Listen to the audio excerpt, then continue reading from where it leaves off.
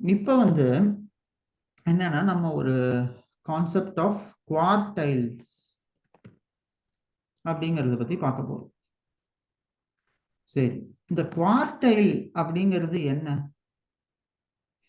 அதாவது ஒரு 100% டேட்டா இருக்கு நம்ம கிட்ட அப்படின்னா இத நம்ம ஒரு 4 குவார்டைலா பிரிப்போம். Let me take an example. என்னோட ஸ்கிரீன் ஷேரா இருக்குல்ல, உங்களுக்கு MS பெயிண்ட் தெரியுதா? விண்டோ ஓபன் பண்ணுது. தெரியும் சார். ஃபைன். ஸோ இப்போ இதில் நம்மளோட யூஸ்வலாக பார்த்தோம், ஒரு டேட்டாவை நம்ம ரெப்ரசன்ட் பண்ணுறோம் அப்படின்னா நம்ம அதை வந்து வேரியஸ் குவார்டைல்ஸாக அதை வந்து ரெப்ரசன்ட் பண்ணுறோம். இது எப்படி பண்ணுவோம் அப்படின்னு பார்த்தீங்கன்னா இதான் நம்ம டேட்டான்னு வச்சுக்கோங்க. இதான் நம்ம டேட்டான்னு வச்சுக்கோங்க. இந்த டேட்டாவில் நமக்கு வேரியஸ் குவார்டைல் ஆஃப் இன்ஃபர்மேஷன் இருக்கும். ஸோ ஃபார் எக்ஸாம்பிள் இது ஒரு பாரு, அப்புறம் பக்கத்தில் இன்னொரு ஒரு பாரு இப்படி இருக்கு. அந்த மாதிரி நிறைய பார் இன்ஃபர்மேஷன் இருக்கு. ஸோ அசியூம் ஒரு வந்து ஏஜ்னு வச்சுக்கோங்க, இன்னொன்று வந்து அவங்களோட சேலரின்னு வச்சுக்கோங்க, இல்லை இன்னும் இந்த மாதிரி ஒரு சேலரி டேட்டா இருக்குன்னு வச்சுக்கோங்களேன். ஸோ இந்த பார்ட் ஏஜ், கீழே இருக்கிற X axis edge, Y axis வந்து நம்மளோட சேலரி. சரியா? ஸோ இது வந்து இது வரைக்கும் எக்ஸ்டெண்ட் ஆகுது. இப்போ நம்ம இந்த டேட்டால என்ன செய்ய போறோம் அப்படின்னு பார்த்தீங்கன்னா ராகவ், இந்த டேட்டாவை மொத்தமாவே இந்த டேட்டா இருக்குன்னு வச்சுக்கோங்களேன், இது வந்து ஒரு 4 பாகமா இந்த டேட்டாவை நான் பிரிச்சிருவேன். ஓகேயா? 1 2 3 and 4. ஸோ இந்த முதல் பாகத்துல இருக்கு பாருங்க நம்ம கிட்ட இந்த இன்ஃபர்மேஷன், இந்த பாயிண்ட் இருக்கு இல்லையா, இந்த டிஃபரன்ஸ் இங்க இருந்து இங்க வரைக்கும் அந்த 1 to 2 சார், அந்த தான் சார். இல்ல, நான் இப்ப இந்த ஆரோ போட்டிருக்கேன் பாருங்க. இப்ப இந்த ஆரோ போட்டிருக்கேன் இல்லையா, இந்த பாகம், இந்த ஏரியா, இந்த ஏரியா 3 வந்துருச்சா? இன்னும் ஒண்ணு போடணும். இன்னொரு ஒரு டிவிஷன் இங்கே வரும், இந்த ஏரியா. ஸோ இப்போ ஒரு டேட்டாவை 4 பாகமா நான் பிரிக்கிறேன் ராகு. இது வந்து Q1 குவார்டைல் 1, இது வந்து Q2, நான் 2 மட்டும் எழுதுறேன், இது 3 Q3, இது 4 Q4. ஸோ இந்த ஏரியா வந்து Q1, இந்த பாகத்தை Q2, இந்த லைன்ல இருக்கிற இது Q3, இது Q4. ஸோ இந்த மொத்தமா இருக்கிற டேட்டா பாயிண்ட்ஸை நான் என்ன செய்யறேன்னா 4 தனித்தனி பாகங்களா அதை பிரிச்சிடுறேன். சரியா? ஸோ இப்போ இது என்ன பண்ண முடியுது அப்படின்னு பார்த்தீங்கன்னா, ஏர்லியரா நம்ம பார்த்துருக்கோம், ஸ்டாண்டர்ட் டீவியேஷனை வச்சு நம்ம நடுவில் இந்த first standard deviation, second, third, fourth, அந்த மாதிரி நம்ம இதை பிரித்து பார்ப்போம். இதுல என்ன ஆகுது அப்படின்னு பார்த்தீங்கன்னா, இது வந்து நம்ம 4 பாகங்களா இந்த டேட்டாவை பிரிச்சிரும். ஓகேயா? ஸோ நீங்க இப்ப கேட்கலாம், எதுக்கு சார் இது இந்த 4 பாகமா எப்படி நம்ம பிரிக்க போறோம்? இது குவார்டர் 1 குவார்டர் 2 இந்த மாதிரி பிரிப்போமா சார்? இதை வந்து நம்ம எப்படி பிரிப்போம்னா 1 2 3 4ங்கிற மாதிரி பிரிக்கிறோம். சரியா? ஸோ இப்போ இதில் நான் இன்னும் உங்களுக்கு கரெக்டான டிராயிங்கோட எடுக்கிறேன்னு.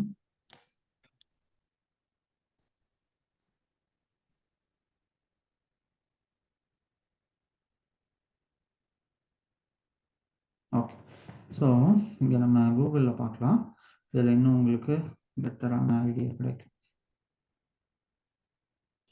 ஸோ நான் இங்கே வந்து குவார்டைல். ஸோ அதாவது இது என்ன செய்யுதுன்னு பார்த்தீங்கன்னா, நம்மளோட டேட்டா பாயிண்ட்ஸை 4 குவார்ட்டர்ஸாக பிரிச்சிருது. ஸோ இந்த இதில் ஸோ குவார்டைல்னா என்ன?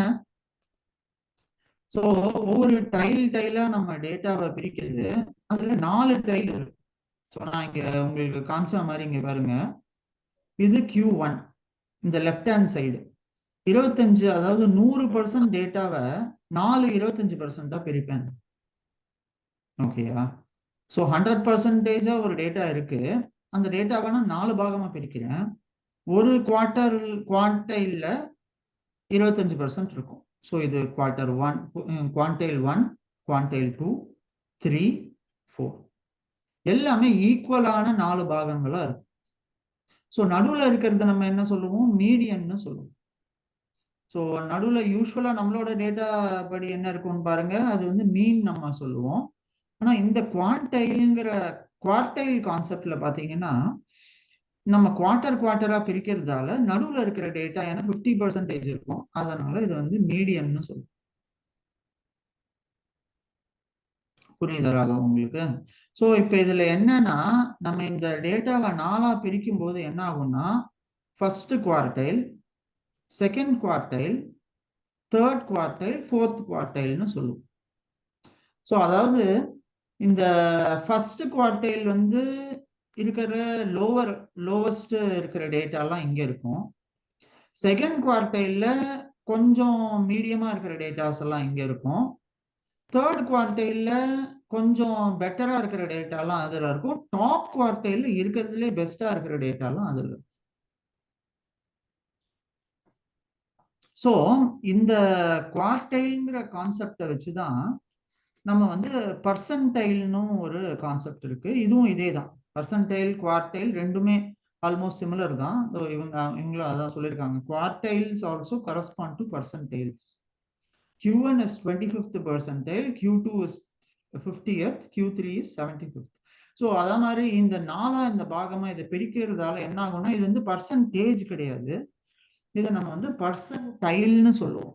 ஏன் இதை நம்ம பர்சன்டைல்னு சொல்றோம்னு பாத்தீங்கன்னா, ஏன்னா இதுல வந்து நம்ம ஃபார் எக்ஸாம்பிள் இந்த கேட் எக்ஸாம் எல்லாம் பத்தி கேள்விப்பட்டிருக்கீங்களா? யாராவது MBAல கேட் எக்ஸாம்.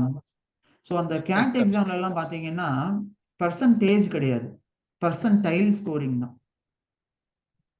ஸோ இப்போ இவங்க என்ன செய்வாங்கன்னு பாத்தீங்கன்னா, இப்போ ஒரு ஸ்டாண்டர்டா ஒரு கொஸ்டின் பேப்பர் இருக்குன்னு வச்சுக்கோங்களேன்.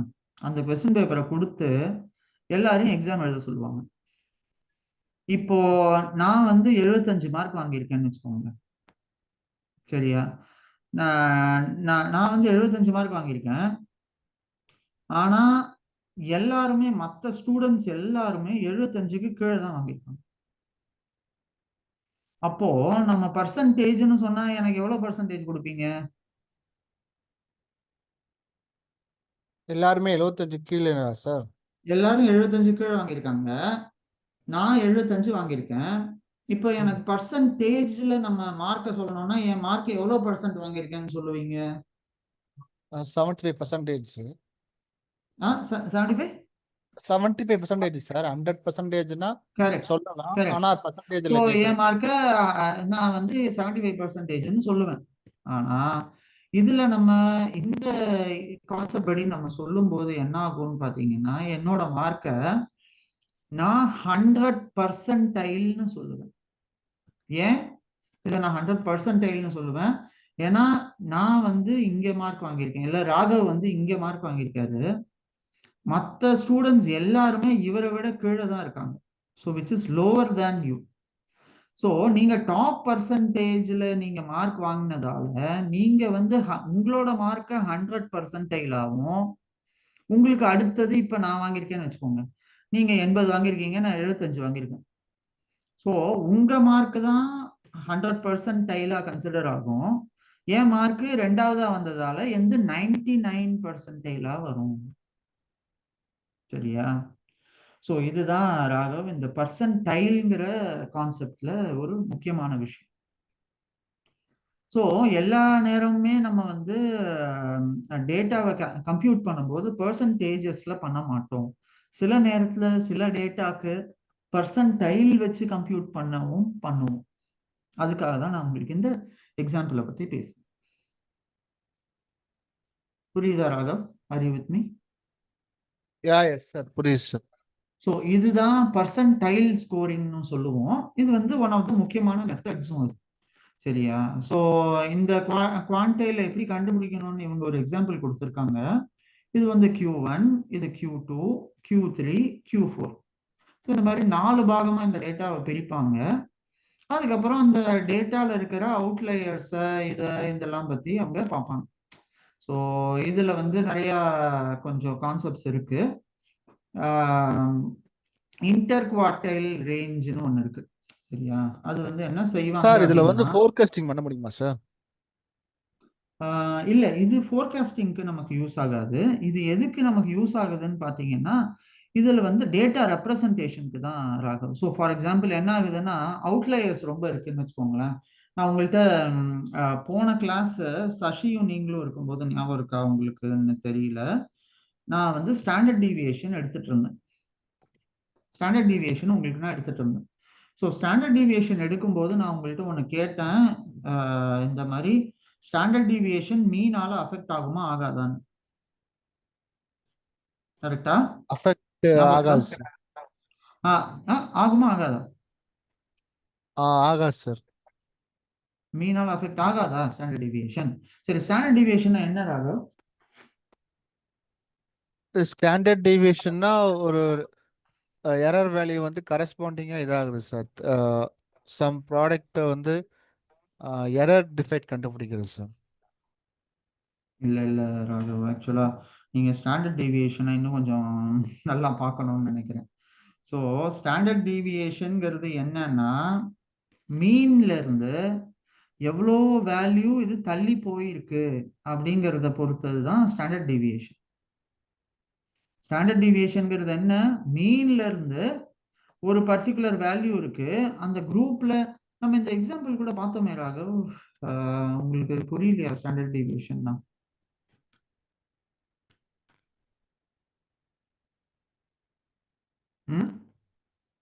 ஸோ இந்த எக்ஸாம்பிள் நம்ம கொஞ்சம் புரியுது சார். ஐ திங்க் ராகவ் உங்களுக்கு நீங்க ஐ திங்க் இன்னொரு ஒரு வாட்டி ஃபுல்லா எல்லா கான்செப்ட்ஸும் கொஞ்சம் பார்க்கணும் ராகவ். ஏன்னா நம்ம இப்போ இன்னும் அட்வான்ஸா போறோம்.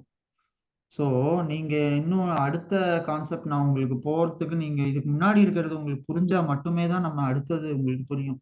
ஏன்னா இதுக்கு மேல இருக்கிறது எல்லாமே கொஞ்சம் காம்ப்ளெக்ஸ் ஆன டாபிக்ஸ், இதுக்கு மேல வர்றதெல்லாம். ஸோ மீன், மீடியன், மோடு, ஸ்டாண்டர்ட் டீவியேஷன் புரிஞ்சு அதுக்கப்புறம் தான் நம்ம அடுத்த கான்செப்ட் உள்ளே போக முடியும். சரி, அதனால நான் இப்போ உங்களுக்கு என்ன சொல்றேன் அப்படின்னா, ராகவ் இப்போ உங்களுக்கு டைம் அங்க என்ன 9:30 ஆகுதா? ஒரு 10:30 வரைக்கும் உங்களால இந்த வீடியோஸ் இதெல்லாம் பார்க்க முடியுமா? டைம் இருக்கு உங்களுக்கு பார்க்க? இந்த வீடியோஸ் ஓகே சார், பார்க்குறேன் சார். ஸ்டாண்டர்ட் டீவியேஷன் மட்டும். இல்ல, ஸ்டாண்டர்ட் டீவியேஷன் ஆமா. இப்போதைக்கு நீங்க இமீடியட்டா நீங்க என்ன செய்யணும் அப்படின்னா, இன்னைக்கு நான் இதோட இப்போ வேணா கிளாஸை நிறுத்திக்கிறேன், ஒன்றும் பிரச்சனை இல்லை. ஏன்னா எனக்கு நீங்க இந்த கான்செப்ட்ஸ் எல்லாம் தெரிஞ்சு உங்களுக்கு இது அண்டர்ஸ்டாண்டிங் ஆனதுக்கு அப்புறம் தான் நம்ம என்ன அடுத்ததே மூவ் ஆக முடியும். ஸோ நான் என்ன சொல்றேன் உங்களுக்கு, நீங்க ஃபர்ஸ்ட் இப்போ இந்த நம்ம பார்த்தோம் இல்லையா, ஒவ்வொரு ப்ராப்ளமும் இங்க இதோ இருக்கு. இந்த ப்ராப்ளம் தான் நான் சொன்னேன், இந்த கம்பெனியோட சேல்ஸை பத்தி நம்ம பார்த்துட்டு இருந்தோம். ஸோ இந்த ப்ராப்ளம்ல நான் உங்களுக்கு ஒரு கேள்வி கேட்டேன், ஞாபகம் இருக்கா? 150, 165, நீங்களும் தீபாவும் இருந்தீங்க. 160, 165, 155 இதெல்லாம் இருந்துச்சு. நான் இப்போ இதில் என்ன சொன்னேன்னா, உங்களுக்கு இதோட மீன் எவ்வளோன்னு கண்டுபிடிக்க சொன்னேன். இங்கே மீன் வந்து 201 கண்டுபிடிச்சிருக்கோம். அப்புறம் கீழே நம்ம ஸ்டாண்டர்ட் டீவியேஷனும் கண்டுபிடிச்சிருக்கோம். ஸ்டாண்டர்ட் டீவியேஷன்ங்கிறது என்னன்னு பார்த்தீங்கன்னா, மீன்ல இருந்து எவ்வளோ வேல்யூ தள்ளி போயிருக்கு அப்படிங்கிறத பொறுத்து தான் ஸ்டாண்டர்ட் டீவியேஷன்ங்கிறதுன்னு சொன்னேன். ஸோ அதனால ஸ்டாண்டர்ட் டீவியேஷன்ங்கிறது மீன் ஆல அஃபெக்ட், அதாவது அவுட்லேயர்ஸ் இருந்ததுன்னா ஸ்டாண்டர்ட் டீவியேஷனும் அஃபெக்ட் ஆகும். மீன் மாதிரியே தான் ஸ்டாண்டர்ட் டீவியேஷனும் அஃபெக்ட் ஆகும் அதனால. ஆனா இந்த வீடியோ வந்து இல்லையே சார். ஸ்டாண்டர்ட் டீவியேஷன் வந்து லாஸ்ட் இது வீடியோ தானே சார்? ஒரு 2 days பிஃபோர் எடுத்த வீடியோ தானே சார்? ஆமா ஆமா ஆமா, ஸ்டாண்டர்ட் டீவியேஷன் 2 அந்த days வீடியோ பிஃபோர் இல்லை எடுத்தது. சார். 10 days வீடியோ மட்டும் தான் அந்த இருக்கு. ஓகே, சரி. இல்ல நீங்க பரவாயில்ல, இருந்தாலும் அது 10 days வீடியோ இருந்தாலும் இந்த வீடியோ இல்ல. ஆனா இதை நம்ம கிளாஸ்ல கவர் பண்ணோம் இல்லையா? ஆனா அப்போ உங்களுக்கு புரிஞ்சதுன்னு தானே சொன்னீங்க நீங்க? அது கொஞ்சம் மேத்தமெட்டிக்ஸ் கொஞ்சம் திரும்ப திரும்ப ஒர்க் அவுட் பண்ணி பார்க்கணும் சார். அது இல்ல, ஏன் ஏன் நான் சொல்றேன்னா, இப்போ என்ன நம்ம அடுத்தது குவான்டைல், பர்சன்டைல் போறோம். அதுக்கப்புறம் வந்து இன்டர் குவார்டைல் ரேஞ்சுன்னு ஒன்று இருக்கு. இது எல்லாமே பார்த்தீங்கன்னா அந்த மீன் இந்த இது கான்செப்ட் புரிஞ்சாதான் சரி. நான் இப்போதைக்கு குவார்டைல்ஸ் எடுக்கிறேன், ஆனா ராகவ், எனக்கு அடுத்த கிளாஸ்ல நீங்க வரும்போது இல்ல நீங்க எனக்கு நம்ம பிரஷ் அப் மட்டும் பண்ண முடியுமா சார்? இந்த பழைய டாபிக்கை மட்டும், புதுசு கூட கொஞ்சம் பழைய ஹோல்டு. டாபிக் ஆக்சுவலா எனக்கு இருக்கிற டைம்ல ராகவ், என்னால 1 மணி நேரத்துல ஆல்ரெடி நான் உங்களுக்கு நிறைய பிரஷ் அப் தான் பண்ணிட்டு இருக்கேன் இப்ப வரைக்குமே. ஸோ நீங்க உங்க சைட்ல இருந்து இருக்கிற எஃபர்ட் தான் நீங்க எனக்கு இங்க லேக் ஆகுது ராகவ். இந்த மெயினா ஓகே நான் உங்களுக்கு பிளைனாவே சொல்லிடுறேன். உங்க சைட்ல இருக்கிற effort is not enough Raghav. What I feel is, okay sir. நீங்க உங்க சைட்ல போட வேண்டிய எஃபர்ட்டை இன்னும் நீங்க நிறைய போடணும். நீங்க ஆனா எல்லா கான்செப்டும் எனக்கு தெரியும் சார், எனக்கு புரியுதுங்கிறீங்க. ஆனா உங்களுக்கு நான் இப்போ கேள்வி கேட்கும்போது you are not able to reciprocate that. Okay நான் சார். அதுதான் நான் உங்களுக்கு நினைச்சேன், இங்கிலீஷ்ல ஒரு வேலை சொல்றதால உங்களுக்கு புரியலையோன்னு நினைச்சேன். பட் இப்போ நம்ம தமிழ்ல தான் இப்போதைக்கு இதை பார்த்துட்டு இருக்கோம். ஆனாலும் எனக்கு என்ன ஃபீல் ஆகுதுன்னா, உங்களுக்கான அண்டர்ஸ்டாண்டிங்ல இன்னும் நீங்க ஒரு 2 3 வாட்டி ஒவ்வொரு வீடியோவையும் பார்க்கணும்னு நினைக்கிறேன். நீங்க அந்த ஏசிடி சொல்லி இந்த நேத்தி வீடியோ ரெக்கார்டிங் எல்லாத்தையும் அவங்க வாங்குங்களேன் அவங்கள்ட்ட. நான் கேட்டு பார்க்குறேன் சார். அவங்கள்ட்ட நானும் சொல்றேன், நீங்க அந்த ரெக்கார்டிங் எல்லாம் வாங்குங்க. ஏன்னா இப்ப வந்து நம்ம கொஞ்சம் மீடியம் டு இன்டர்மீடியரியில போறோம். ஸோ இப்போ இதுல பாத்தீங்கன்னா இந்த கான்செப்ட்ஸ்ல எல்லாத்தையுமே நீங்க ஒரு வாட்டி பார்க்கணும் ராகுல். இந்த டே 1ல இருந்து நீங்க ஆரம்பிக்கணும். நம்ம இப்ப சார் டே என்னெல்லாம் ஒன்ல நமக்கு இது கிளாஸ் இதுக்கு வரலையே சார். டே 1ல கிளாஸ் தான் இதுவா? ஓ, ரெக்கார்டிங் இல்லையா அதுக்கு? ஒரு 5 to 10 கிளாஸ்க்கு அப்புறம் தான் சார் நமக்கு ரெக்கார்டிங்கே வந்துச்சு. ஓ, ஏன்னா நம்ம அதை இதுல பண்ணோம்னு நினைக்கிறேன், கூகுள் மீட் இல்லையா? சரி. ஸோ அது நான் இப்போ என்னைக்குன்னா வந்து 15/9/2025 வந்துச்சு சார். ஓகே, நம்ம ரெக்கார்டிங் வந்து 15th இருந்து தான் இருக்கு. ஆமா சார். சரி, ஓகே. 15th எதுல இருந்து ஆரம்பிக்குது ரெக்கார்டிங்?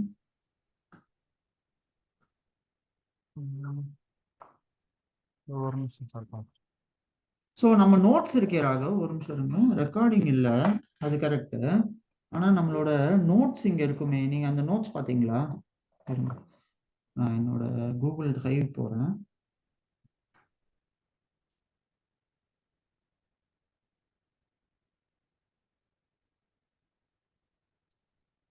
ஸோ நான் இந்த நம்ம என்னோட நோட்ஸ் பார்த்தீங்கன்னா இங்க இருக்கா, இன்ட்ரோடக்ஷன் டு பைத்தான் இங்க ஆரம்பிச்சிருக்கேன். நான் இந்த நோட்ஸும் உங்களுக்கு கொடுத்துருந்தேன் ராகவ். இங்க பார்த்தீங்கன்னா introduction to statistical modelling day 1, day 2. So இங்க பாருங்க, இந்த notes day 2 introduction to data science. So இந்த இந்த நோட்ஸ் பாருங்க, இன்ட்ரோடக்ஷன் டு டேட்டா சயின்ஸ்ல இதுல தான் நான் அங்க பாருங்க, ஃபர்ஸ்ட் நம்ம பார்த்தது என்ன, ப்ராசஸிங்ல இங்க டே 2ல இருக்கு. டே 1 அடுத்து தரேன் உங்களுக்கு. ஸோ இதுல பாத்தீங்கன்னா நம்ம data cleaning, standardising the data, அப்புறம் மாடலிங்க்கு போவோம். மாடலிங்ல என்னெல்லாம் டைப் ஆஃப் மாடலிங் இருந்ததுங்கிறத இதில் நான் சொல்லியிருந்தேன். நான் என்ன செய்கிறேன், உங்களுக்கு ஒரு குவிக் இன்ட்ரோடக்ஷன் மாதிரி இப்போ நான் கொடுத்துட்றேன். ஸோ உங்களுக்கு அட்லீஸ்ட் அந்த எதெல்லாம் உங்களுக்கு ரெக்கார்டிங் இல்லையோ அதை I will tell you. But ஆனால் இதில் இப்போதைக்கு இது இருக்கிறது ரெக்கார்டிங்காக இருக்கட்டும். ஸோ இன்ட்ரோடக்ஷன் டு ஸ்டாட்டிஸ்டிக்கல் மாடலிங்னு சொல்லிட்டு இதுலேருந்து நம்ம ஆரம்பித்தோம். கரெக்டா? ஸோ இதில் பாருங்க ராகவ், டேட்டா கலெக்ஷனில், ஸோ இப்போ டேட்டா சயின்ஸில் நம்ம என்னெல்லாம் செய்ய போகிறோங்கிறது இதில் இருக்கு. சரியா, விடுங்க, பழைய ரெக்கார்டிங் இல்லைன்னா பரவாயில்ல, நான் இப்போ உங்களுக்கு ஒரு ஹை லெவல் ஓவர்வியூ கொடுத்துறேன் திரும்ப. சரியா, இப்போ டேட்டா சயின்ஸ்ல நீங்க கேட்ட கேள்விக்கு, டேட்டா சயின்ஸ்னா என்னன்னா நம்ம வந்து ஒரு செட் ஆஃப் ஆல் ரெக்கார்ட்ஸ் இருக்கு. இப்போ நம்ம வந்து இது ஒரு மல்டி டிசிப்ளினரி ஃபீல்டு. இதுல நம்ம என்ன செய்வோம்னா, இதுல வந்து கம்ப்யூட்டர் சயின்ஸோட கான்செப்டும் இருக்கும், இதுல வந்து கம்ப்யூட்டர்ஸோட கான்செப்டும் இருக்கும், இதுல வந்து ஸ்டாட்டிஸ்டிக்ஸும் இருக்கும், அப்புறம் இதுல மெஷின் லேர்னிங்கும் இருக்கும், இதுல ஏஐயும் இருக்கும்.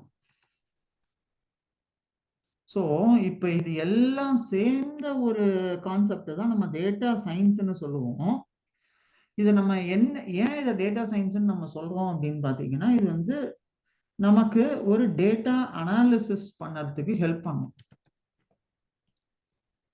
ஸோ இந்த டேட்டா அனாலிசிஸ்ல இது என்ன செய்யுது அப்படின்னு பார்த்தீங்கன்னா, இதுல நம்ம இன்ஃபர்மேஷனை எக்ஸ்ட்ராக்ட் பண்ணணும். இன்ஃபர்மேஷன் நம்ம இதில் எக்ஸ்ட்ராக்ட் பண்ணுவோம். எக்ஸ்ட்ராக்ட் பண்ணிட்ட இன்ஃபர்மேஷனை அதுல இருந்து நம்ம ஒரு கன்க்ளூஷனை டிரைவ் பண்ணுவோம். ஸோ இங்க நான் என்ன சொல்லியிருக்கேன், எனக்கு ஒரு ப்ராப்ளம் ஸ்டேட்மெண்ட் இருக்கு. நீங்க ஒரு ரியல் எஸ்டேட் கம்பெனி வச்சிருக்கீங்க. நீங்க உங்க ரியல் எஸ்டேட் கம்பெனியில இங்க இருக்கிற பர்டிகுலர் ஏரியால இருக்கிற இந்த வீடோட விலை எவ்வளவு போகுங்கிறத நீங்க ஒரு எஸ்டிமேட் பண்ணணும் அப்படின்னு வச்சுக்கோங்க. புரியுதாராக உங்களுக்கு?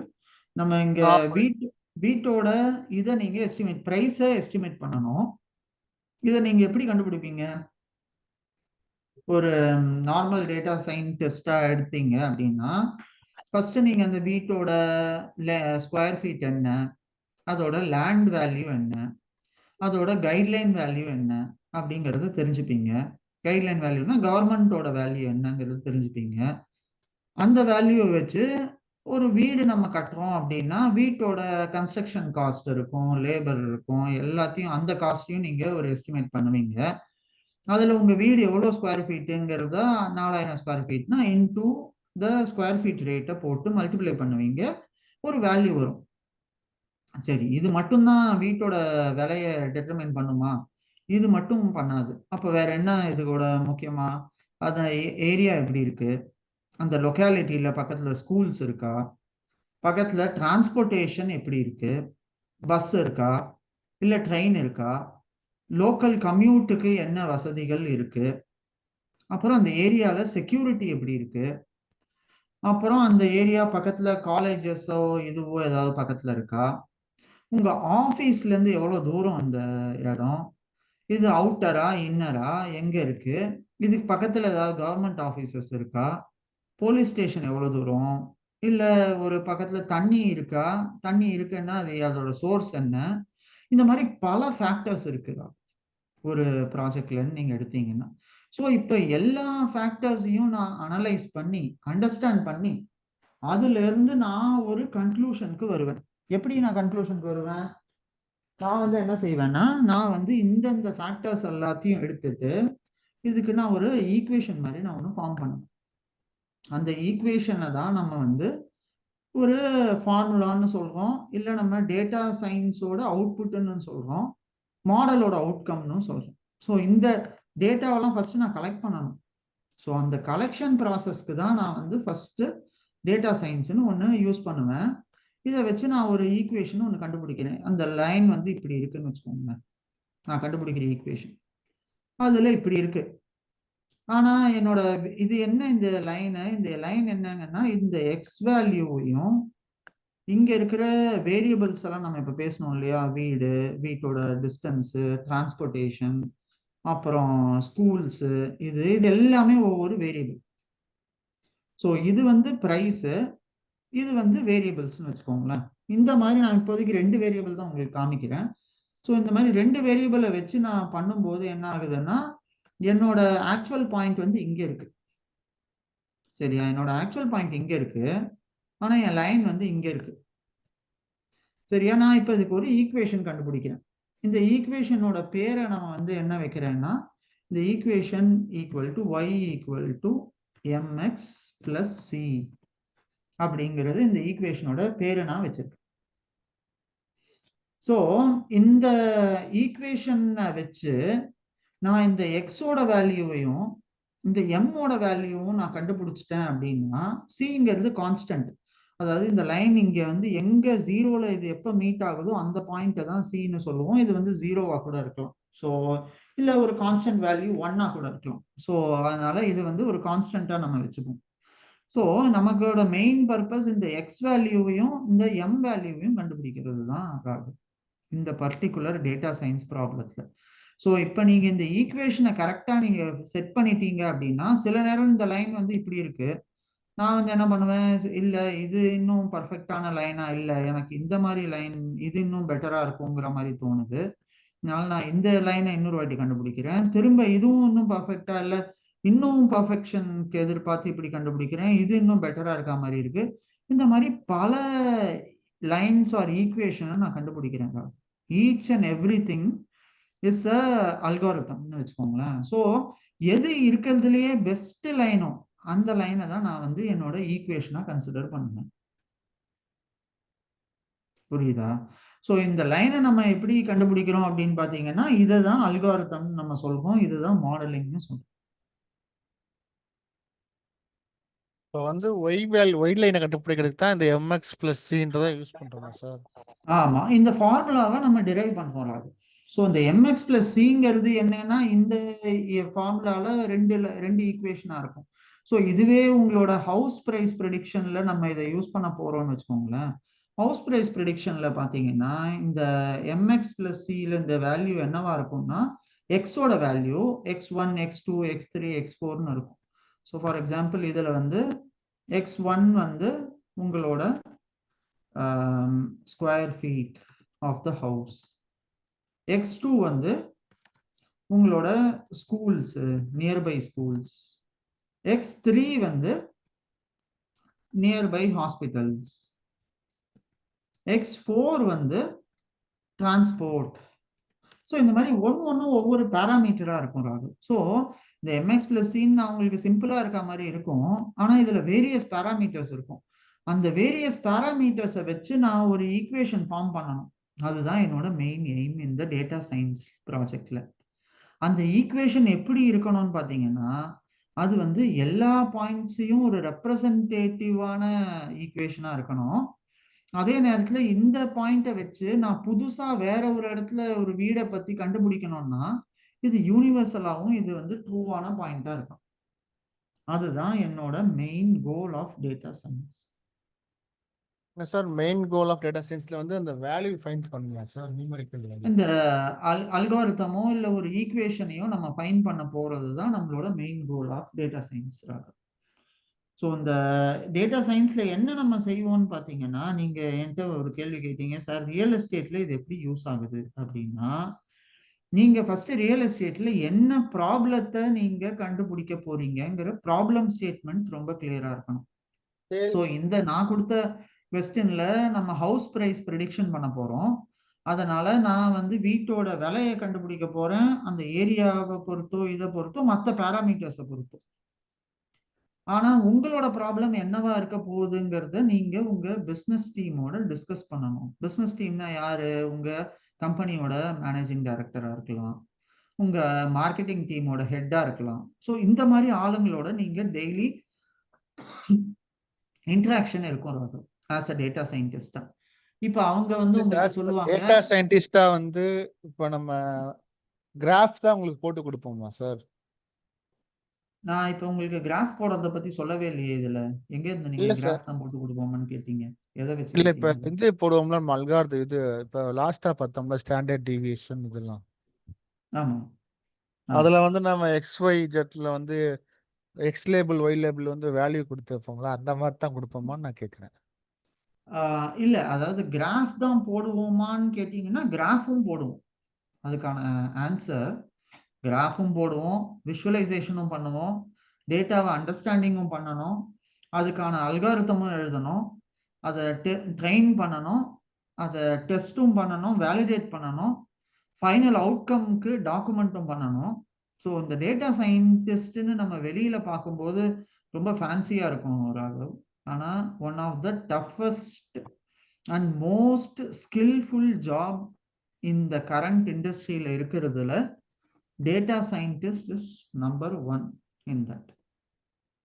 எதனால நான் அதை சொல்றேன் அப்படின்னா, ஏன்னா இந்த ஜாப்ல தான் நீங்க பிசினஸோட பேசணும், நீங்க டேட்டாவை பத்தி அண்டர்ஸ்டாண்டிங் புரிஞ்சுக்கணும், நீங்க ப்ராப்ளத்தை ஃபார்முலேட் பண்ணணும், அதை வேலிடேட் பண்ணி டெஸ்ட் பண்ணி டெப்ளாய் பண்ணி அந்த மாடலை வச்சு திரும்ப first iteration, second iteration, third iteration கொடுத்து பிஸ்னஸ்க்கு எண்ட் டு எண்ட் சப்போர்ட்டுங்கிற மாதிரி இருக்கும். ஸோ இப்போ இதில் நீங்கள் பார்த்தீங்கன்னா நீங்களே தான் டெவலப்பர், நீங்களே தான் டெஸ்டர், நீங்களே தான் இதை வேலிடேட்டும் பண்ணணும், நீங்கள் தான் டெப்ளாய்மெண்ட்டும் பண்ணணும், நீங்கள் தான் எல்லாமே எண்ட் டு எண்ட் பண்ணணும். இப்போ டிப்ளாய்மெண்ட் பண்ணி நம்ம இதை எப்படி சார் ஒரு யூசர் யூஸ் பண்ணுவாங்க? இது எண்ட் ப்ராடக்டா? இதை எண்ட் ப்ராடக்டா யூசர் எப்படி யூஸ் பண்ணுவாங்கன்னா, அவங்களுக்கு உள்ள இருக்கிற மாடலோ இந்த ஈக்குவேஷனோ இந்த வேல்யூஸோ எதுவுமே தெரியாது. அவங்களுக்கு என்ன வேணும்? நான் இந்த ஏரியால வீடு வாங்கினேன்னா எனக்கு எவ்வளோ ப்ராஃபிட் கிடைக்கும் அப்படிங்கிற மாதிரி, இல்லை எனக்கு இது எவ்வளோ விலைக்கு நான் இதை ப்ரைஸ் பண்ணணும் அப்படிங்கிற கேள்வியை அவங்க கேட்குறாங்கன்னு வச்சுக்கோங்க. நீங்க உங்க மாடல் என்ன செய்யும்னா ஃபைனலா கொண்டு வந்து இது 6,50,000 ரூபாய் அப்படிங்கிற அவுட்புட்டை உங்க மாடல் கொடுக்கும். இவங்க என்ன செய்வாங்க, அந்த ஃபைனல் அவுட்கம் வச்சுட்டு அவங்களோட பிசினஸ் டெசிஷனை எடுப்பாங்க.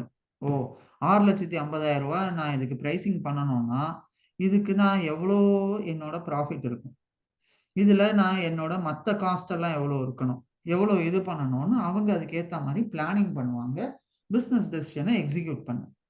ஸோ இது வந்து ஒரு ரியல் எஸ்டேட் ப்ராப்ளமா நான் உங்களுக்கு சொன்னேன். இன்னும் பெட்டரான டேட்டா சயின்ஸ் ப்ராப்ளமா இதை நான் சொல்லணும்னு பார்த்தீங்கன்னா, ஃபார் எக்ஸாம்பிள் நம்ம இப்போ கிரெடிட் கார்டு விற்கிறோம். இப்போ ஒரு பேங்க் HDFC பேங்க்னு இருக்கு. அந்த பேங்க்ல என்ன செய்யறாங்க, நிறைய நம்மளோட கிரெடிட் கார்டு சேல்ஸ் வந்து ரொம்ப கம்மியா இருக்கு. அதனால நம்ம இப்போ நம்ம கஸ்டமர்ஸ்க்கெல்லாம் கிரெடிட் கார்டு கொடுத்தாகணும், யாரெல்லாம் நமக்கு எலிஜிபிள் குரூப்ல இருக்காங்கன்னு பாருங்க அப்படின்னு சொல்லி ஒரு ரெக்குவயர்மெண்ட் வருது ஒரு பிசினஸ் ஹெட்கிட்ட இருந்து. இவங்க என்ன செய்வாங்க, முதல்ல கொண்டு போய் உங்க கஸ்டமர் பேஸ் எல்லாத்தையும் பார்ப்பாங்க. பார்த்துட்டு எந்தெந்த கஸ்டமர்லாம் யாரு நமக்கு இருக்காங்கன்னு பார்ப்பாங்க. ஓகே, நம்ம கிட்ட ஒரு 1 மில்லியன் கஸ்டமர்ஸ் இருக்கான். அப்ப 1 மில்லியன் கஸ்டமருக்கும் கிரெடிட் கார்டு கொடுத்துடலாமா? எல்லாரும் வாங்கிப்பானுங்களா? இப்போ 1 மில்லியன் கஸ்டமரையும் நான் இப்போ டைரக்டா போய் டார்கெட் பண்ணணும்னா ஒவ்வொருத்தனுக்கும் நான் ஃபோன் பண்ணி கேட்கணும். ஒவ்வொருத்தனும் சில நேரம் ஃபோன் எடுப்பாங்க, எடுக்க மாட்டாங்க. ஸோ 1 மில்லியன் கால்ஸ் நான் பண்ணணும். 1 மில்லியன் கால்ஸ் பண்ணி அதுல எவ்வளவு பேர் எடுப்பாங்க? மேக்சிமம் ஒரு 5% 10% எடுக்க வாய்ப்பு இருக்கு. அதுவும் ரொம்ப கம்மி. ஸோ 100 பேருக்கு கால் பண்ணா மேக்சிமம் ஒருத்தனோ 2 பேரோ 3 பேரோ வாங்குவோம் கிரெடிட் கார்டு. அப்போ என்னோட காஸ்ட் என்னன்னு பாருங்க. இந்த பிசினஸ் ரன் பண்ண 1 மில்லியன் கஸ்டமருக்கு நான் கால் பண்ணி கிரெடிட் கார்டு வாங்கிக்கிறியான்னு நான் ஒவ்வொருத்தனையா கேட்கணும்னா என்னோட காஸ்ட், டைம் இதுல எவ்வளவு வேஸ்ட் ஆகும். கரெக்டா? ஸோ இப்ப நீங்க ஆஸ் அ டேட்டா சயின்டிஸ்டா என்ன செய்றீங்க அப்படின்னா, சார் நீங்க எந்த கஸ்டமர் வாங்குவாங்கிறத இன்ஃபர்மேஷனை நான் கொடுத்துட்றேன். இந்த 1 மில்லியன்ல இந்த 10,000 பேரு தான் ஃபர்ஸ்ட் நீங்க டார்கெட் பண்ணலாம். அடுத்து உங்களுக்கு இன்னும் ஸ்டில் பேண்ட்வித் இருந்ததுன்னா அடுத்த 10,000 பேரு இந்தந்த கஸ்டமரா இருப்பான் அப்படிங்கறத நம்ம தான் ப்ரெடிக்ட் பண்ணுவோம். ஸோ இப்போ இதுல என்ன ஆகுதுன்னு பாருங்க. நீங்க 1 மில்லியன் கஸ்டமருக்கு கால் பண்ணி அவனை கிரெடிட் கார்டு வாங்க வச்சு எப்படி இந்த 10,000 பேர் தான் வாங்க போறோம். ஆனா நீங்க என்ன செய்றீங்க, ஆஸ் அ டேட்டா சயின்டிஸ்டா இந்த டேட்டாவை அண்டர்ஸ்டாண்ட் பண்ணி அவனோட சேலரி என்ன, அவன் ஏஜ் என்ன, எவ்வளவு பேர் அதுல இருக்காங்க, எவ்வளவு டிபெண்டன்ஸ் அவன் ஃபேமிலியில இருக்காங்க, அவனோட சர்ப்ளஸ் இன்கம் எவ்வளவு இருக்கு, அவன் எவ்வளவுக்கு இன்வெஸ்ட் பண்றான், எவ்வளவு அவனோட FD அமௌண்ட், எவ்வளவு RD கட்டுறான், அவனுக்கு கிரெடிட் கார்டு ஆல்ரெடி யூஸ் பண்ணியிருக்கானா இல்லையா, அவன் பில் எல்லாம் கரெக்டா டயத்துக்கு கட்டுறானா இல்லையா, அவனோட மந்த்லி எக்ஸ்பென்சஸ் என்ன ஏதுங்கிற விஷயத்தை எல்லாத்தையும் நீங்க கம்ப்யூட் பண்றீங்க. நீங்க கால்குலேட் பண்ணி டேட்டாலாம் எப்படி சார் எடுக்கிறது? கவர்மெண்ட் வெப்சைட்ல இருந்தா இல்ல ஒவ்வொருத்தங்கள்ட்டயா இருந்து வாங்கணுமா சார்? டேட்டா நம்ம எப்படி எடுக்க போறோம்னு பாத்தீங்கன்னா, இந்த மாதிரி இன்ஃபர்மேஷன்ல கிரெடிட் கார்டு அனாலிசிஸ் அப்படின்னா இதுல ஆல்ரெடி சிஸ்டம்ஸ் இருக்கும். நம்மள்ட்ட கஸ்டமர் டேட்டா ஆல்ரெடி இருக்கும். ஸோ நம்ம அந்த கஸ்டமர் டேட்டா ஆனா ஒரே டேபிள்ல எல்லாமே இருக்காது. நீங்க என்ன செய்யணும், ஒவ்வொரு டேபிள்ல எந்தெந்த இன்ஃபர்மேஷன், சில டேபிள்ல டெமோகிராஃபிக் இன்ஃபர்மேஷன் இருக்கும். கஸ்டமரோட ஏஜ், அவனோட சேலரி என்ன, அவனோட டிபெண்டன்ஸ் என்ன, அவன் அட்ரஸ் என்ன, அந்த மாதிரி இன்ஃபர்மேஷன் ஒரு டேபிள்ல இருக்கும். இன்னொரு டேபிள்ல அவனோட கிரெடிட் கார்டு எக்ஸ்பென்சஸோ இல்லை அவனோட டெபிட் கார்டு ஸ்பென்ஸோ ஒரு டேபிள்ல இருக்கும். இன்னொரு டேபிள்ல அவனோட ATM டிரான்சாக்ஷன்ஸ் எல்லாம் ஒரு டேபிள்ல இருக்கும். இன்னொன்னுல அவன் என்னைக்கெல்லாம் பேங்க் வந்து அதுல என்னைக்கு ஸ்டேட்மெண்ட் என்ட்ரி போட்டான், அவனோட மற்ற டீட்டெயில்ஸ் எல்லாம் இன்னொரு டேபிள்ல இருக்கும். ஸோ இந்த மாதிரி பல டேபிள்கள் இருக்கும் ராகு. ஸோ என்னோட ரியல் டைம் எக்ஸ்பீரியன்ஸ்ல சொல்ல போகணும்னு பார்த்தீங்கன்னா கிட்டத்தட்ட மினிமமா ஒரு 50ல இருந்து 100 டேபிள்ஸ் இருக்கும். Okay sir. ஸோ நீங்க ஆஸ் அ டேட்டா சயின்டிஸ்டா என்ன செய்யணும்னு பார்த்தீங்கன்னா, எந்தெந்த டேபிள்ல என்னென்ன இன்ஃபர்மேஷன் இருக்குங்கிற ஒரு மெட்டா டேட்டாவை ஃபர்ஸ்ட் நீங்க கலெக்ட் பண்ணணும். அந்த டேபிள்ல எந்தெந்த டேபிள் இதுல இருக்கு, இதுக்குள்ள இதான் பிரைமரி கீ, இதுல இதான் ஃபாரின் கீ அப்படிங்கிற இன்ஃபர்மேஷன் எல்லாத்தையும் கேதர் பண்ணிட்டு ஃபைனலா நீங்க ஒரு ஸ்ட்ரக்சரை கொண்டு வந்து வைப்பீங்க. எனக்கு இந்தந்த காலம்ஸ் தான் வேணும், எனக்கு அவுட் ஆஃப் 100 டேபிள்ஸ்ல எனக்கு ஒரு 250 காலம் தேவைப்படுது அப்படின்னு 250 காலம் வேல்யூஸ் எடுப்பீங்க. அந்த 250 காலத்தை நீங்க கண்டுபிடிச்சு பண்றதுக்கு தான் ஃபர்ஸ்ட் ஸ்டெப்பே நம்ம பண்ணுவோம். திஸ் இஸ் கால்ட் அந்த டேட்டா ரேங்க்லிங், டேட்டா கலெக்ஷன், டேட்டா ஸ்டோரேஜ்னு 3 பார்த்தோம் இல்லையா? அந்த அப்புறமா இந்த டேட்டாவை எல்லாத்தையும் உள்ள கொண்டு வந்ததுக்கு அப்புறமா தான் நம்ம இப்ப பார்த்துட்டு இருக்கோம் இல்லையா அந்த ஸ்டெப். ஸ்டாண்டர்ட் டீவியேஷன் என்ன, அதோட மீன் என்ன, அதோட மீடியன் என்ன, அந்த டேட்டாவோட வேரியன்ஸ் எவ்வளோ, மீனை விட அந்த டேட்டா எவ்வளோ வேரி ஆயிருக்கு, இந்த இன்ஃபர்மேஷன்லாம் நம்ம பார்ப்போம். புரியுதா? ஸோ இந்த டேட்டா சயின்ஸுங்கிறது எல்லாம் வெளியில் நினைக்கிற மாதிரி நல்லா நிறைய சம்பளம் கொடுக்குறாங்க, அதனால இது வந்து ரொம்ப நல்ல இதுவா இருக்கும் அப்படின்னா கிடையவே கிடையாது. இதுல நீங்க உங்களோட ஒவ்வொரு நேரமும் நீங்க டேட்டாவை பத்தியோ அந்த ப்ராஜெக்டை பத்தி மட்டுமே தான் சிந்தனை செய்யற மாதிரி இருக்கும். இதோட டெவலப்மெண்ட் டைமும் பார்த்தீங்கன்னா 3 to 6 months மேக்சிமம் கொடுப்பாங்க ஒரு ப்ராஜெக்ட்டுக்கு. அதுக்குள்ள நீங்க இந்த நான் சொன்ன எல்லாமே நீங்க முடிச்சிருக்கணும். ஃபைனலி டெப்ளாய்மெண்ட்ல இருந்து இது வரைக்கும் வரும். புரியுதா? புரியுது சார். ஆனா டேட்டா எல்லாமே நம்ம தான் போய் ஓனா போய் கலெக்ட் பண்ணிட்டு வரணும் ஒவ்வொரு இதா போய். ஆமா, நீங்க பிசினஸ் டீம்கிட்ட பேசணும். யார் அந்த பிசினஸ் ரன் பண்றாங்களோ அவங்கள்ட்ட போய் பேசணும்.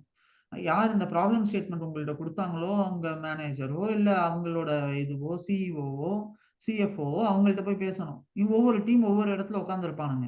அவன் சொல்லுவான் எனக்கு இந்த டேபிள் இங்க இருக்கு, இதுல இருந்து இது எடுக்கலாம் அதை எடுக்கலாம்னு சொல்லிட்டு நீங்க தினமும் கால் வச்சு மீட்டிங் வச்சு நிறைய கம்யூனிகேஷன் நல்லாவே இதுல ரொம்ப முக்கியம் ராகவ். ஏன்னா பிகாஸ் நீங்க வந்து இதுல ஒரு பிசினஸ் அனலிஸ்டாவும் இருப்பீங்க, இதுல நீங்க ஒரு டேட்டா அனலிஸ்டாவும் இருப்பீங்க, ஒரு டேட்டா சயின்டிஸ்டா இருப்பீங்க, ஒரு டெவலப்பரா இருப்பீங்க, ஒரு டெஸ்டரா இருப்பீங்க, ஒரு சப்போர்ட் பர்சனாவும் இருப்பீங்க. ஸோ நீங்க இதுல மல்டி ஹேட் வேர் பண்ற மாதிரி இருக்கும் இந்த ரோல்ல. புரியுதா? Okay sir.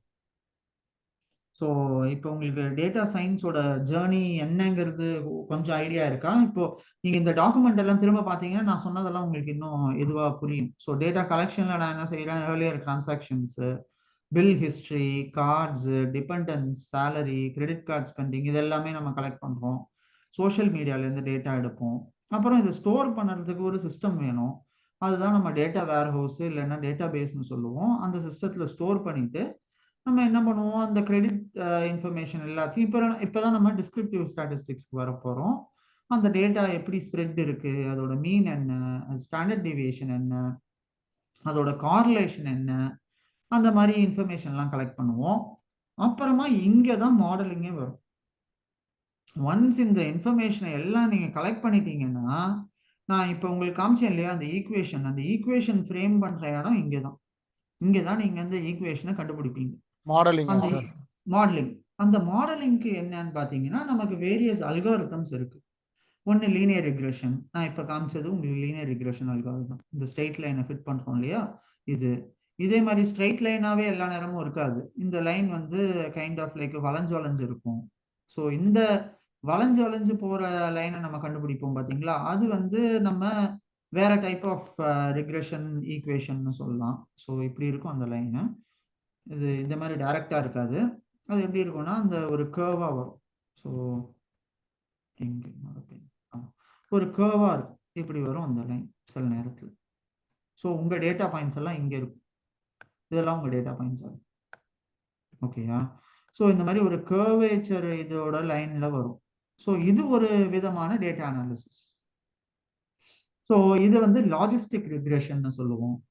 அப்புறம் இன்னும் காம்ப்ளெக்ஸா இருக்கிறது சிலது வந்து ட்ரீ பேட்டர்ன்ல வரும். ஸோ ஃபார் எக்ஸாம்பிள் இப்படி இருக்கும். ஸோ இந்த டைப் ஆஃப் அனாலிசிஸ் வந்து நம்ம டெசிஷன் ட்ரீன்னு சொல்லுவோம்.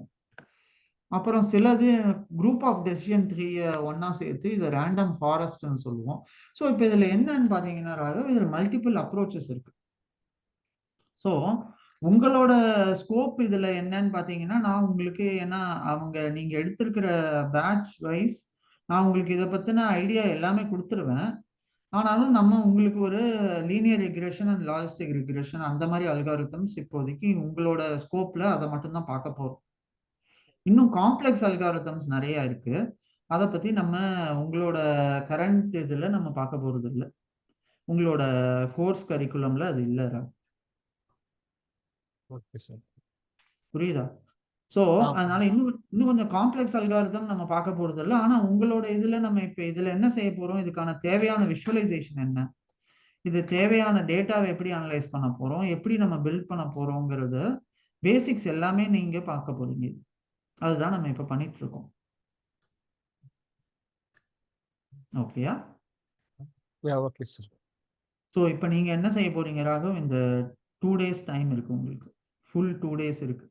ஸோ என்னை பொறுத்த வரைக்கும் நீங்க இந்த நம்ம பார்த்த கான்செப்ட்ஸ் என்ன வீடியோஸ் இருக்கோ அதுல இருந்து ஸ்டார்ட் பண்ணுங்க. இப்போ உங்களுக்கு ஓரளவுக்கு டேட்டா சயின்ஸ்னா என்னங்கிற இன்ட்ரோடக்ஷன் உங்களுக்கு இன்னும் கொஞ்சம் தெளிவாயிருக்கும்னு நான் நம்புறேன். Okay sir. ஸோ இதை வச்சு நீங்க நம்மளோட இதை பாருங்க, பார்த்துட்டு வீடியோ ஃபுல்லா ஒவ்வொன்றையும் பார்த்துட்டு எனக்கு டவுட்ஸை இதை கிளியர் பண்ணுங்க. ஏன்னா நான் உங்களுக்கு அசைன்மெண்ட் கொடுக்கலான்னு இருந்தேன். நீங்க ஆக்சுவலா இன்னும் கொஞ்சம் இதை பத்தி அண்டர்ஸ்டாண்டிங் ஃபர்ஸ்ட் வந்ததுக்கு அப்புறம் தான் நான் இது இன்னும் ஃபர்தரா உங்களுக்கு ப்ரொசீட் பண்ண முடியும்னு நினைக்கிறேன்.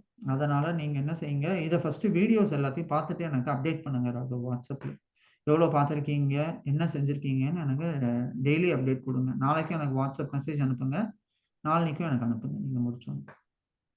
Okay sir. சரியா ராகவ்? ஸோ இது நினைக்கிற மாதிரி ரொம்ப ஈஸியான ஜேர்னி இல்லை. இதுல கொஞ்சம் காம்ப்ளெக்சிட்டி ரொம்பவே அதிகமா இருக்கும். So one of the toughest jobs in our IT industry is a data scientist ஜாப்னு நம்ம சொல்லலாம். ஓகேயா? இது நீங்க டெவலப்பர் மாதிரி உங்களுக்கு ரெக்குவயர்மெண்ட் ஒருத்தன் கொடுப்பான், அந்த ரெக்குவயர்மெண்ட் வச்சு நான் ஜஸ்ட் பில்டு மட்டும் பண்ணிட்டு போயிடுவேன் அப்படிங்கிற மாதிரி நீங்க நினைச்சீங்கன்னா இது அதுக்கான ஃபீல்டு இது இல்லை. ஓகேயா? It is going to be a highly complex and a skilled job. So அதனால தான் நீங்கள் இண்டஸ்ட்ரியில் பார்த்தீங்கன்னா 30 லட்சம் வாங்குறான், 40 லட்சம் வாங்குறான்னு நீங்கள் சேலரி எல்லாம் கேள்விப்படுறீங்க இல்லையா? சார் எனக்கும் அந்த மாதிரி வாங்கணும்னு ஆசை இருக்குன்னு நீங்கள் சொல்கிறீங்க இல்லையா? அதுக்கு ரீசன் இதுதான். ஏன்னா அது அவ்வளோ சிம்பிளான ஜாப் இல்லை. டேட்டா சயின்ஸுக்கு ஹையஸ்ட் பேக்கேஜே யாருமே சொல்லலை சார். இப்போ வரைக்கும் கேட்ட வரைக்கும் 3 LP 4 LP தான் சொல்றாங்க. டேட்டா சயின்டிஸ்ட்கா? எந்த ஊர்ல? மதுரையிலேயே. மதுரையில விட்டுருங்க. மதுரை ஒரு இது ராகவ், இட் இஸ் நம்ம அது மெட்ரோ சிட்டி, அது பெரிய ஊர் தான் வச்சுக்கோங்களேன். ஆனாலும் ஐடி டெவலப்மெண்ட்லாம் அதுல அங்க இல்லை. நீங்க இந்த டேட்டா சயின்ஸ் கோர்ஸ் பண்றீங்கன்னா நீங்க மதுரையை விட்டு முதல்ல வெளில வரணும். இங்க இருக்க முடியாது. மதுரையிலேயே நீங்க வேலை தேடணும்னா அது வேலைக்கு ஆகாது. நீங்க உங்க ஸ்கோப்பு மினிமம் சென்னையா இருக்கணும், இல்லைன்னா அடுத்து பெங்களூர்ல தான் நீங்க செட்டில் ஆகுற மாதிரி இருக்கணும். பெங்களூர், பூனே, ஹைதராபாத் ஆர் சென்னை, இந்த 4 ஊர்ல ஒரு ஊருக்கு வர மாதிரி தான் நீங்க பண்ணணும். ஜாப் கிடைச்சா எந்த ஊர்னாலும் வந்துடுவேன் சார், நல்ல பேக்கேஜ்ல. ஜாப் கிடைக்கிறதுக்கு தான் அதான் சொல்றேன். அதுக்கு முன்னாடி நான் உங்கள்கிட்ட அன்னைக்கு என்ன சொன்னேன், உங்க கடமையை பண்ணுங்க. உங்க கடமை என்ன இப்போதைக்கு? டேட்டா சயின்ஸை ஃபுல்லாக லேர்ன் பண்ணுறது, படிக்கிறது. எஸ், டேட்டா சயின்ஸ் ஃபுல்லா லேர்ன் பண்ணுறது, படிக்கிறது.